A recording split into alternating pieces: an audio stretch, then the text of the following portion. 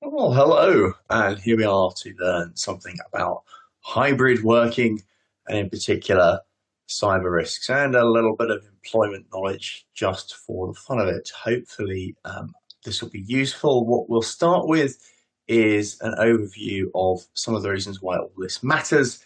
Then there'll be a particular focus on cyber risks, some of the things you need to be aware of in terms of what your employees can ask, and then hopefully we'll end with something that you can take away.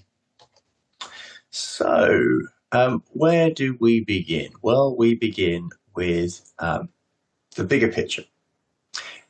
Clearly, since the era of that horrible thing that we like to forget now of COVID lockdowns, we've had just a sea change in the patterns of work.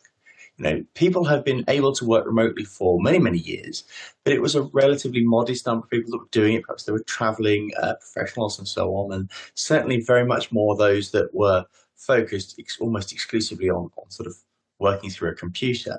But we suddenly had to adopt it on a mass scale. And then hybrid working, or at least remote working from home, became very normal. It's become very embedded. I'm sure you've heard stories of people that chose to move away from the city that otherwise had to go to every day. And then when they were asked to come back, that was rather unappealing if their commute had suddenly got much, much longer.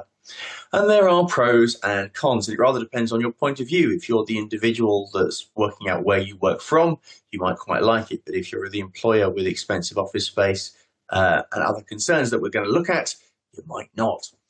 Um, Upsides for individuals, well, less commuting, potentially less costs, more flexibility, and certainly saving of time can be very, very valuable for everybody, particularly if it means that people sort of stretch their days a little bit and offer more activity.